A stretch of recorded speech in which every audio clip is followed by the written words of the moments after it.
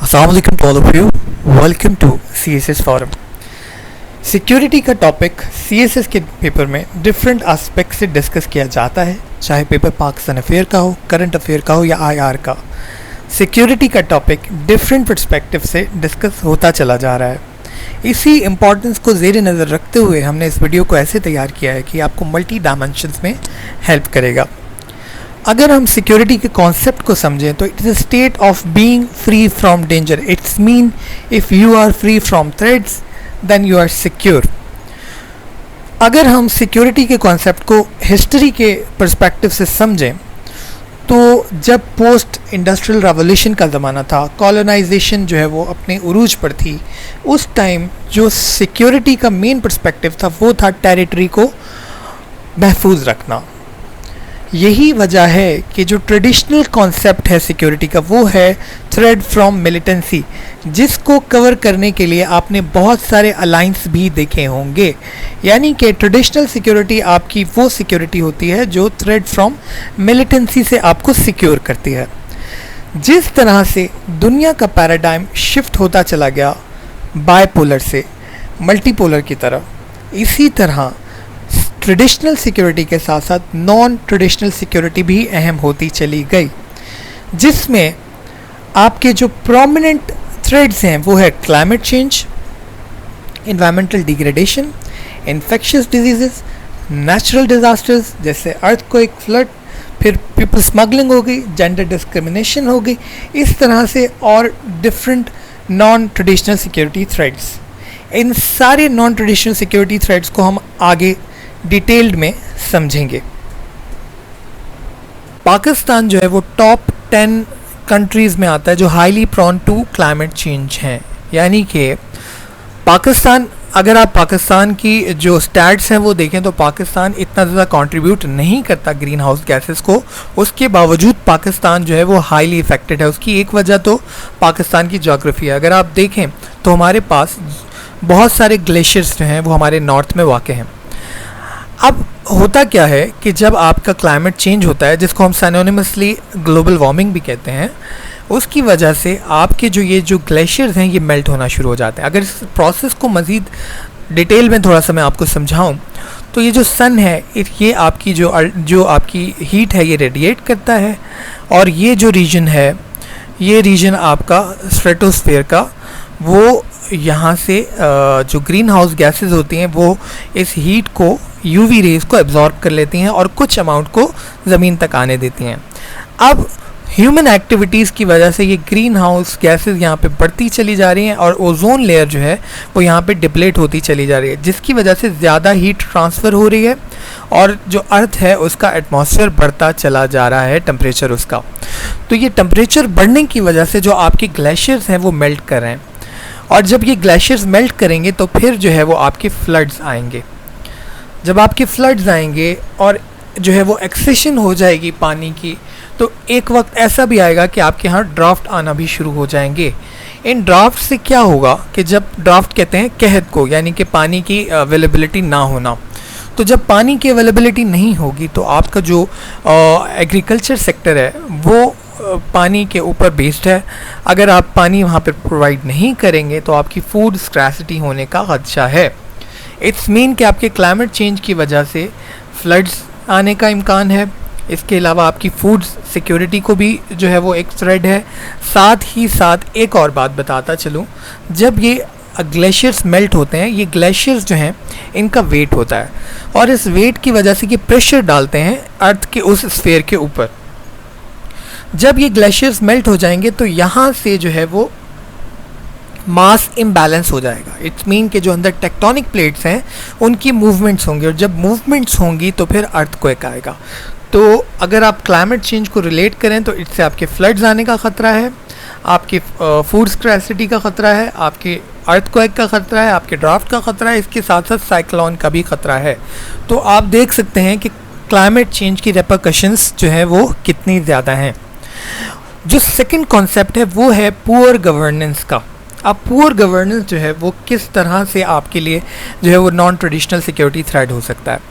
जब आपकी poor governance होगी, इट्स मीन आप जो रिसोर्सेज हैं उनको सही तरह से डिस्ट्रीब्यूट नहीं करेंगे।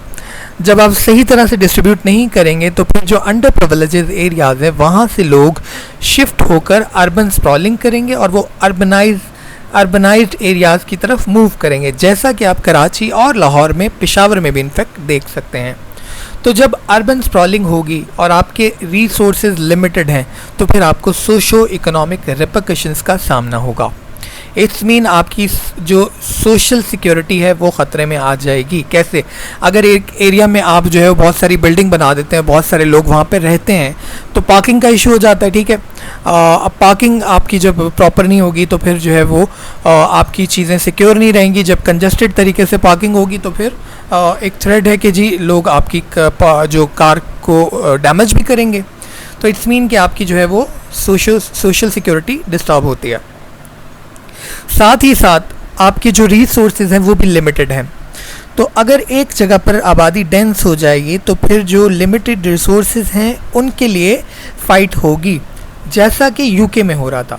और यही वजह थी कि यूके जो है वो ब्रेग्जिट के थ्रू यूरोपियन यूनियन से सेपरेट हुआ। क्यों? क्योंकि वहाँ पे भी जो है वो बहुत ज़्यादा मास रिफ्यूजीज़ का इन्फ्लक्स होने लगा था दूसरी स्टेट से, तो उन्होंने जो है वो अलहदगी इख्तियार की ब्रेग्जिट के थ्रू। यही फिर जो है वो बाकी स्टेट्स में भी होता है, पाकिस्तान में भी स्पेसिफिकली आप देख सकते हैं। तो जब रिसोर्स लिमिटेड होंगे तो फिर आपकी जो है वो पॉवर्टी भी बढ़ेगी, अनएम्प्लॉयमेंट भी बढ़ेगी। क्यों?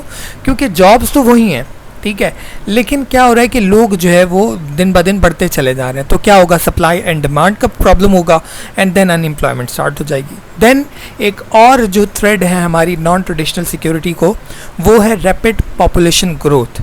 आप देख रहे हैं कि आबादी हमारे यहाँ 2.4 जो % है उस हिसाब से इसकी ग्रोथ है। साथ ही साथ अगर आप कंपैरिजन करें बांग्लादेश से, तो बांग्लादेश जब ईस्ट पाकिस्तान जब वेस्ट पाकिस्तान से सेपरेट हुआ तो उनकी आबादी जो है वो हमसे ज़्यादा थी और आज वो 161 मिलियन पे हैं और हम लोग 207 मिलियन पे हैं। तो आप चेक कर सकते हैं कि आबादी किस तरह से पाकिस्तान में बढ़ी। It's mean rapid population growth से फिर लिमिटेड रिसोर्सेज का इशू और फिर जो है वो आपके जो सोशो इकोनॉमिक इश्यूज डेवलप होंगे। देन एक और जो बहुत बड़ा इशू है हमारी नॉन ट्रेडिशनल सिक्योरिटी को, वो है रिफ्यूजीज़ का इन्फ्लक्स, जिसमें एक बड़ी वजह हमारी फॉरेन पॉलिसी है।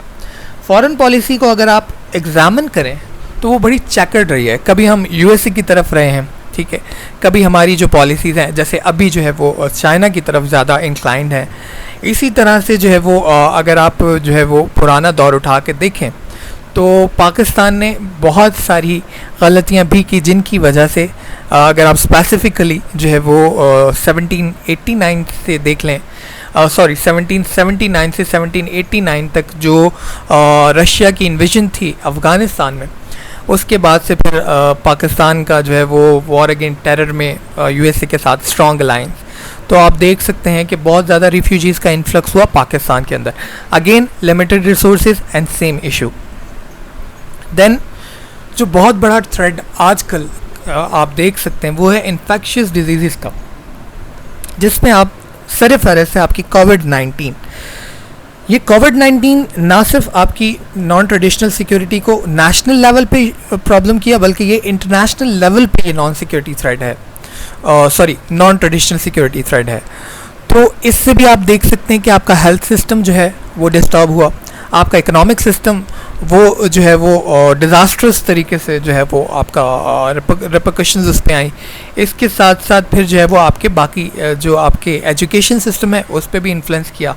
इट्स मीन के इन्फेक्शियस डिजीज़ जो हैं, चाहे वो डेंगू हो, चाहे हेपेटाइटिस हो, कोविड-19 आप करंट सिनारियो में बहुत अच्छे से एनालाइज कर सकते हैं। तो वो जो है वो बिल्कुल भी आपके लिए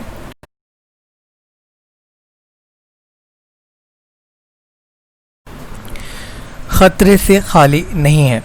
यानी आपको समझना होगा कि with the passage of time जिस तरह से ग्लोबलाइजेशन बढ़ रही है, जिस तरह से पैराडाइम शिफ्ट हो रहे हैं, यूनिपोलर, मल्टीपोलर, बायपोलर, पहले हमारा जो है वो बायपोलर रहा, फिर अब मल्टीपोलर की तरफ पैराडाइम शिफ्ट हो रहा है। तो ये आपको समझना होगा जिस तरह से पैराडाइम शिफ्ट हो रहे हैं, जो आपके नॉन ट्रेडिशनल सिक्योरिटी थ्रेड्स हैं वो भी और डाइवर्सिफाई होते चले जा रहे हैं। कोविड-19 में आपने देखा कि ग्लोबलाइजेशन की वजह से चाइना से ओरिजिनेट हुआ और पूरी दुनिया में किस तरह से फैला। तो आपने एनालाइज करना है कि कौन कौन सी चीज़ें हैं जो आपकी नॉन ट्रेडिशनल सिक्योरिटी को प्रोवोक कर रही हैं, ठीक है, और किस तरह से डिटेरियोरेट हो रही हैं situations with the passage of time. साथ ही साथ डेंगू और हेपेटाइटिस भी हैं, बहुत सारी जो आपकी और भी डिजीज़ हैं जो आपके नॉन ट्रेडिशनल सिक्योरिटी के लिए एक थ्रेट्स हैं। देन आपके नेशनल डिज़ास्टर्स आते हैं जो मैं पहले भी डिस्कस कर चुका हूँ, अर्थक्वेक, फ्लड, लेकिन यहाँ पे ये हेडिंग डालने का एक बेसिक पर्पस है, वो ये कि लोकस्ट अटैक। अब आप एक चीज़ नोटिस करें कि ये जो चीज़ें थी ये आज से 5 साल, 10 साल, 15 साल पहले तक इतनी प्रोमिनेंट नहीं थी, लेकिन आज जो है वो आपकी लोकस्ट अटैक की वजह से आपकी फसलें तबाह हो रही हैं और जिसकी वजह से फूड स्क्रैसिटी का एक बहुत बड़ा फुकदान है। साथ ही साथ पुअर गवर्नेंस जो है वो इस सिनारियो को डिटेरियोरेट कर रही है। इट्स मीन कि चीज़ें इंटरकनेक्टेड हैं, ठीक है।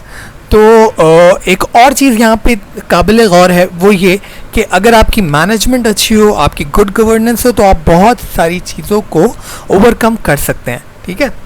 अच्छा, अब जो है वो आप लोग के लिए असाइनमेंट क्वेश्चन है, वो ये है कि रेपरकशंस ऑफ कोविड-19 को आपने देखना है in the perspective of Pakistan socio economic development, और साथ ही साथ आपने ये करना है कि चैनल को सब्सक्राइब करना है, वीडियो को लाइक एंड शेयर करना है।